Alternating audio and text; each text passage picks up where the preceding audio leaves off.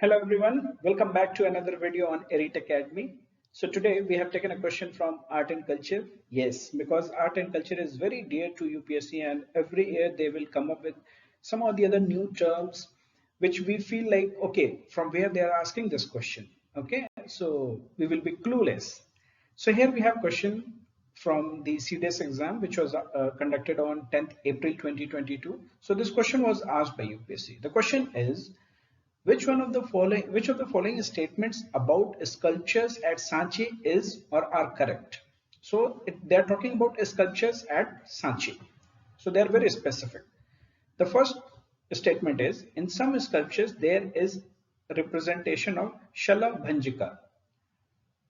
Statement 2, the figure of Shalabhanjika is represented by a woman surrounded by lotuses and elephants. The third is, the Shalabhanjika motif was not directly inspired by Buddhist ideas. Okay, so the first one is talking about that at Sanchi we have the sculptures of Shalabhanjika. Second is that, okay, whatever sculpture we found at Shalabhanjika at Sanchi is represented by women along with lotus and elephant. And the third one is that whether it is inspired by Buddhist ideas or not. So these are the three statements we should know. And first, before that, we should know about Shalabhanjika. Okay, so let me hit directly with respect to the question. Later, we will discuss in detail. So with respect to question, this is the image at Sanchi. So this is the sculpture at Sanchi which is found. And here this image encircled in red is known as the sculpture of Shalabhanjika. Okay. So if you can see there is a lady holding a tree, and especially this particular sculpture is from Sanchi. So you can see that above the lady's head, you can see the tree and fruits are there. So there is no lotus, there is no elephant. So the statement 2 will be wrong for us. Okay. The statement 1 is that at Sanchi, with respect to sculptures at Sanchi, do we find the sculptures of Shalabhanjika? So yes, we do find, and it is there in the background. You can see that the stupa is there. So the Shalabhanjika sculpture is there on the gates. Okay, so on gate these motifs are there. So the first statement is also right. The second statement is wrong because it is not surrounded by lotus and elephant. Rather, it is surrounded by the tree and fruits are hanging there. So this much we will keep it for our understanding. About the third statement, whether it is inspired by Buddhist ideas or not, the statement is saying that it is not inspired by Buddhist ideas. So if we eliminate our answer, we will get the right answer. But to know that such questions are being asked, then from where we should read, from where such questions are being asked. So let me show you something.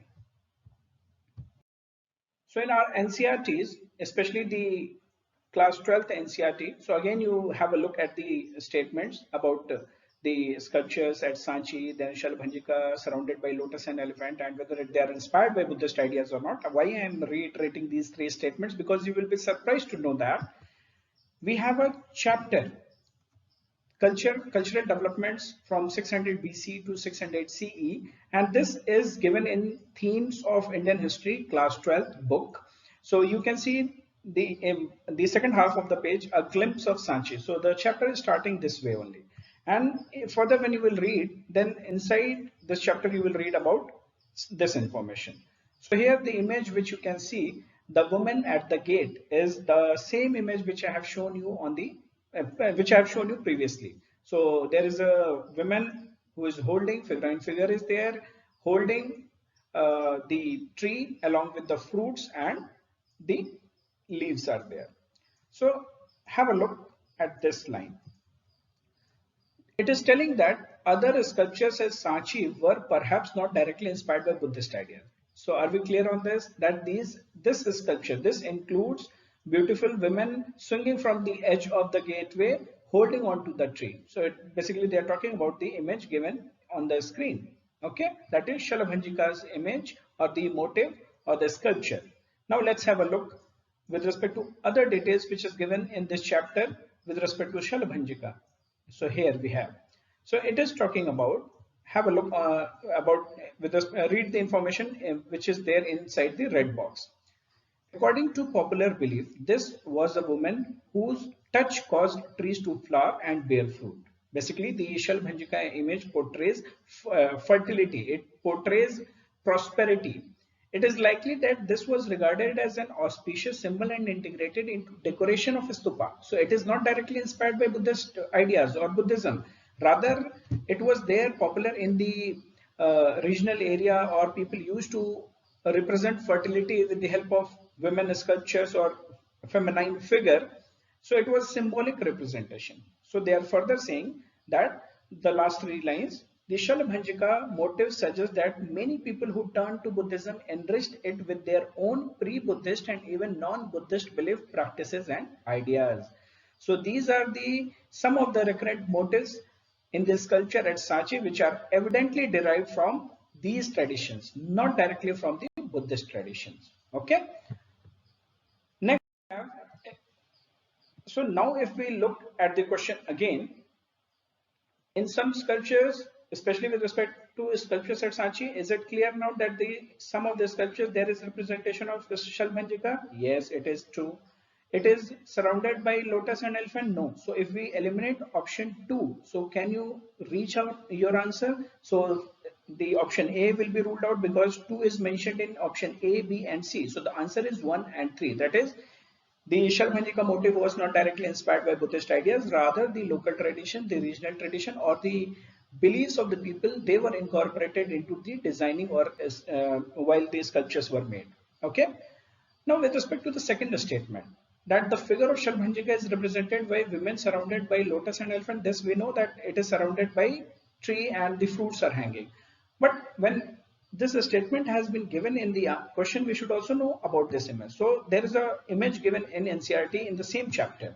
So this is the image. So here you can say there is can see that there is a woman who is surrounded by lotuses. Yes, like on the bottom you can see, and elephants are there. They are surrounding the women. So what is the detail given? So this image is called as the image of, or this sculpture is called as the sculpture of Gaja Lakshmi. Gaja means elephant. So here we have information related to this sculpture in NCERT. It says that this one, read the highlighted part. Another motive is that of women surrounded by lotus and elephant, which seem to be sprinkling water. The elephants are sprinkling water on her as if performing an abhisheka. And while some of the historians believe that the figure is of Maya, that is mother of Buddha, others identify her with popular goddess Gaja Lakshmi. So literally the goddess of good fortune, who is associated with elephants. Okay. It is also possible that devotees who saw these sculptures identified the figure with both Maya and Gajalakshmi. So Maya is mother of Gautam Buddha and Gajalakshmi is goddess. Gajalakshmi means goddess of good fortune. So the statement which was talking about in the question, the second statement, basically it was talking about Gajalakshmi. It was not talking about Shalabhanjika.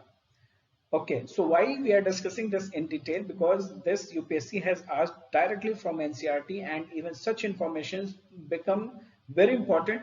When this will be given in the examination hall, we will be clueless. We will not understand that whether we have read the NCERTs and we can mark the answer right or wrong, right or not. So do revise it. Today's question I have deliberately taken in order to reiterate the importance of NCERT and in order to reiterate the information given in boxes or the information, such detail information or detailing which chapter is discussing. So chapter was basically about the sculptures at Sanchi. So they are discussing in detail. So such detailed discussion or detailed information is also very important because UPSC is picking directly questions from there. Okay. Now let's understand about Shalabhanjika in detail. Shalabhanjika is a recurring sculpture motif in Hindu tradition, Jain tradition and Buddhist sacred spaces as well. Basically, if you can see the image on the screen, Shalabhanjika the styling is in such a way, it is a stylized sculpture that usually is exaggerating feminine features of a standing woman holding a branch of the tree. Okay, and you will find them on the gateways. You will find in the temple where the production path of the deity is conducted, or in the temple's architecture as a bracket figure. It is assumed to be a symbol of fertility and auspiciousness. Okay. So literally, if we go and so basically the image which I have shown on the screen is from the Lepakshi temple. Okay, and the word Shala Bhanjika means the breaking or bending of a branch of Shala tree. Okay, so Shala tree was very popular during those times because Shala tree. Acha, there is a symbolic meaning of Shala tree also that we will discuss. So the word has been used in ancient Indian literature since 5th century BC, and the earliest carving of uh, this sculpture form emerged during Maurya period only, that is 4th century BC around, and continued to appear in various places during Sunga, Satwana's period, and it has even continued even after that. Also, there is another symbolic representation. The symbolic representation is that during even in Ashtadhyaya of Panini, he has mentioned that earlier there was a game, pastime or a garden game of the folk tradition where girls used to gather around the shala trees and they used to play games where ladies used to bend the branches of the shala tree and they used to pluck the flowers and throw them on each other. So that way, Shalabhanjika has been also used as a in a connotation where it is being referred as a game. Okay, according to Buddhist text, when Mahadevi, so basically the image which you can see, it is the image of birth of Buddha, where Mahadevi is standing in the center in Shalabhanjika pose. Okay, according to Buddhist text, when Mahadevi, the mother of Lord Buddha, was on her way to her father's city, she stopped on the way. When she saw the Lumbini grove full of shala trees, okay, they were full in bloom with the flowers were there. So she with her escorts entered the grove to entertain themselves, and at that time Lord Buddha was in her womb. And as the queen gracefully stood along the shala tree, her labor pain started, and Lord Buddha was born. So the queen stood in the classical Tribhanga posture, Tribhanga pose, and this scene therefore is considered as auspicious by the Buddhist people. Okay, so whenever you will see a Shalbhanjika pose is mentioned, that is basically a Tribhanga posture, and typically Shalbhanjika sculpture depicts a woman standing in Tribhanga pose, where the body is broken at 2 points to give three bends in the body, one at the neck and other at the head. So hope you can identify that by analyzing the Mahadevi, mother of Lord Buddha. So more than that, whenever these sculptures are shown, so they will be shown with heavy jewelry and complex hairstyle. So let's discuss about that also. But in later sculptures, it was also found that the trees around which these motifs were drawn, sometimes it was Ashoka tree, as you can see in this image, or sometimes it was mango tree, uh, not always the shala tree. Okay. Now let's have some other information. Okay, before we proceed with respect to other details, so just now I was mentioning about Tribhanga posture. So this is how Tribhanga posture will look like. And this Tribhanga posture has been asked by UPSC in somewhere in 2016, 17 or 18. Somewhere they have asked this question that Tribhanga pose is associated with which of the classical dance. So here you can see the Tribhanga posture. There is a bend at near neck and there is a bend around the hip area, pelvic region you can see. So this Tribhanga posture is popular in Odissi dance, in Odissi, which is a classical dance. Okay, so the other information as I was mentioning, is that Shalbhanjika became part of temple architecture, especially in the corner brackets, and it was believed that they can make the whole area auspicious. So symbolic representation was also there. But with respect to variation in region and traditions, there was variation in representation also. As you can see that here the motif has been shown, the sculpture has been shown with open hair, and the variation of tree is also there. But at the same time, other variations, other sculptures have been shown with bun at the top. So there were the hairstyles, the trees. It has changed with respect to time, with respect to region, with respect to different traditions. So now we know that Shalbhanjika is a popular sculpture which is there in Hindu tradition also, Jain tradition also, and Buddhism also. So this is about this question and related information with respect to Shalabhanjika. Hope you enjoyed the discussion. There are a few announcements, so let me tell it to you. Okay, so the announcement is that The two questions which you can see on the screen is basically the question related to current affairs which were there in news and which we are coming across, and from yesterday only we have started posting it on our channel, on our Telegram channel basically. And the idea is that by this time most of you would have left reading the current affairs, especially the news, the ongoing news which is there in the current affairs these days. And it has been observed, we have observed in the past that UPSC has been asking questions of from the recent news also. Okay, so as you can see, there is a information on Palli, a village in Jammu and Kashmir, which was recently in news for why. So it was the first panchayat in the country to become carbon neutral. So this was the news we have posted. So daily we are posting two questions, and by the end of the day we are posting the answer. Today also we have posted the current affairs question. So if you have not joined our Telegram channel, you can find the link in the description box. You can find the link on our about page, and here also I'm telling you the link. So if you will search Elite Academy on the Telegram, your Telegram window, you will get it. Okay. So this is one information. We have another announcement, that is, okay, my dear friends, so there is another announcement. So we are glad to announce that on 30th April, this coming Saturday, we are organizing a session of Saurabh Kumar. He is an Indian Forest Service officer.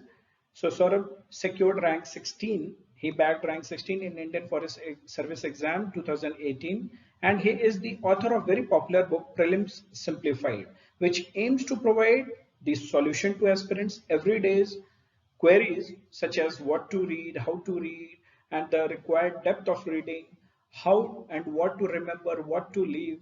Okay, so the session which we are organizing will be focusing upon giving certain tips to for your upcoming UPSC CSE Prelims 2022, followed by the doubt session.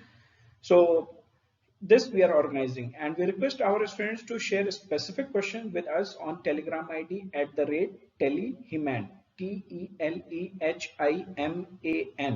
which you want us to ask during this session.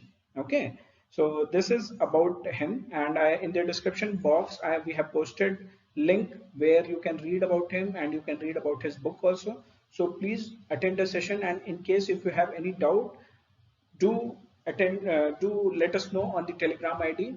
The link for the session and the exact time will be shared in our Telegram channel. So stay tuned and join our Telegram channel for more updates. Okay. With this, we will close today's session. Hope you enjoyed the discussion and the announcements as well. And let's meet in the next video. Thank you and take care. Bye-bye.